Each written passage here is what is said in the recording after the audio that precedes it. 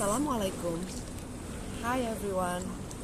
Today I will present my final exam topic, language attitudes and presentation, focusing on how English fluency among Gen Z and Gen Alpha children. In urban Indonesian families is socially perceived, valued and regulated.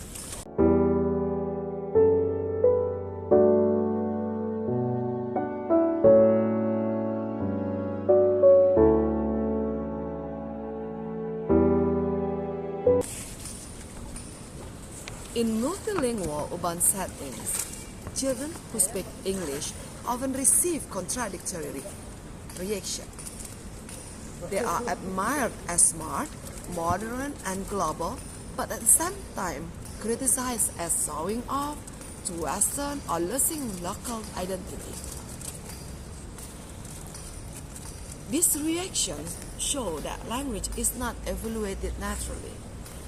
This is why language attitudes are central to sociolinguistics.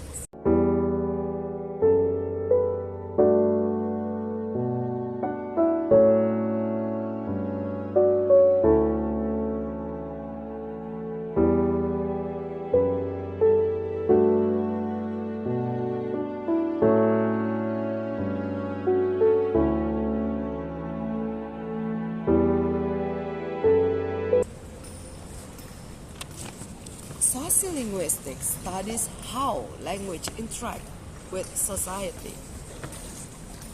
Children are especially important because attitudes toward their language directly shape their confidence, identity, also social boundaries.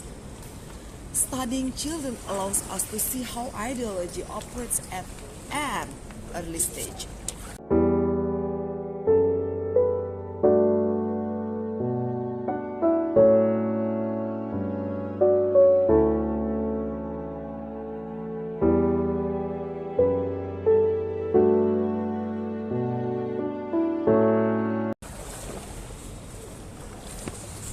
According to Garrett, language attitudes refer to beliefs and evaluation about language and its speakers. These attitudes are not about grammar accuracy alone. They reflect assumptions about intelligence, morality, and social appropriateness.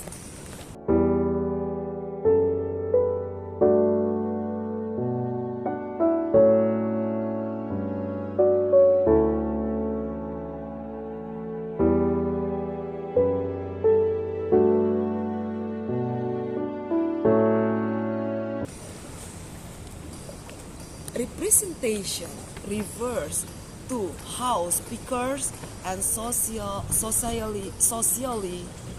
categorized. When children speak English, they are often represented as either admirable or problematic.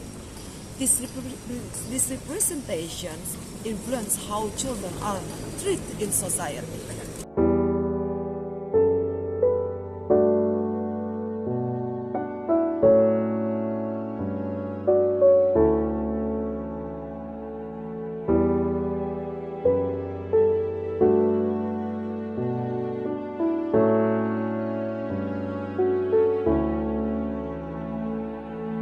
In society. This presentation draws on several theories. Bardi explains language as symbolic capital. Garrett emphasizes ideology in language attitudes. The Howard focuses on family language policy, while Coppens highlights the role of informal media exposure.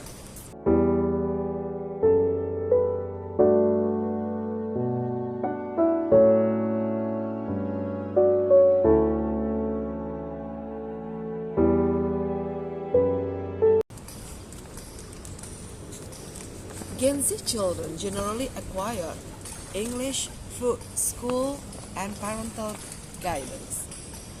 Gen Alpha children are exposed to English through YouTube, games, or digital media for a very early age. This This creates more natural and confident fluency.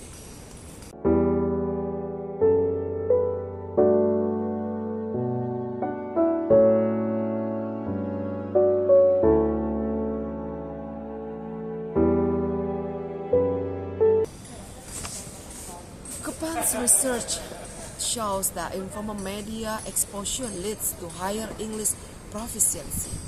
However, this fluency also attracts stronger social evaluation, especially when children speak confidently.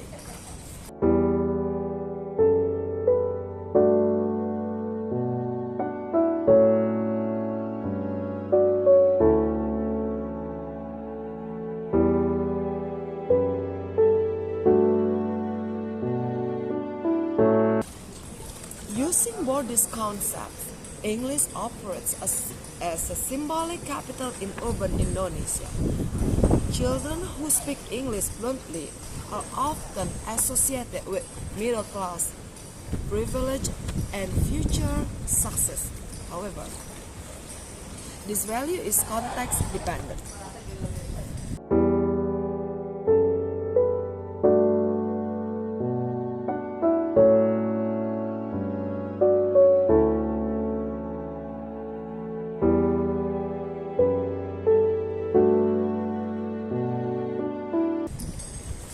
English fluency can unintentionally challenge traditional age hierarchies. When children speak confidently, adults may label them as arrogant or impolite. Linguistic competence is reframed as behavioral deviance.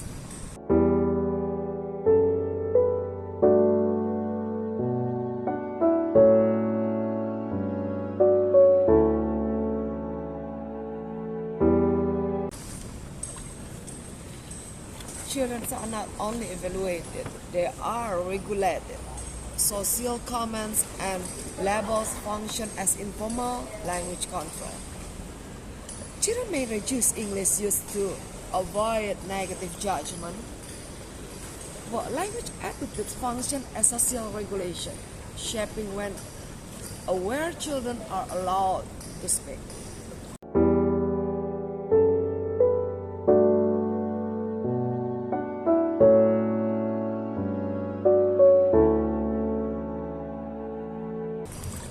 At the same time, English fluency is seen as a threat. A negative reaction are not about language ability, but about anxiety over identity, like a nationalism or cultural boundaries. Negative reactions to children's English often reflects fear of losing social control, not fear of language loss.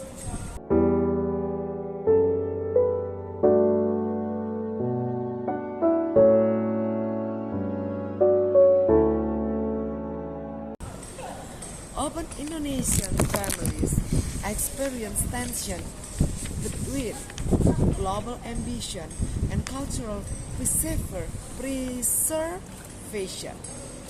Children become symbolic carriers of this contradiction.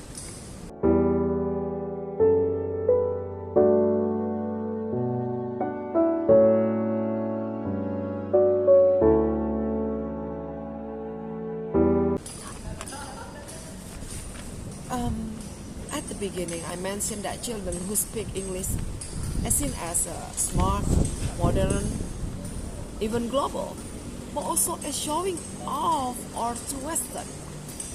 This contradiction shows that society is reacting not to language ability, but to what that ability represents. In this case, children do not only learn English, they learn whether being smart and global is socially acceptable, and under what conditions it becomes a problem. When children are criticized for sounding too Western, what is really being negotiated is not a language rule, but social control. Thank you for your attention.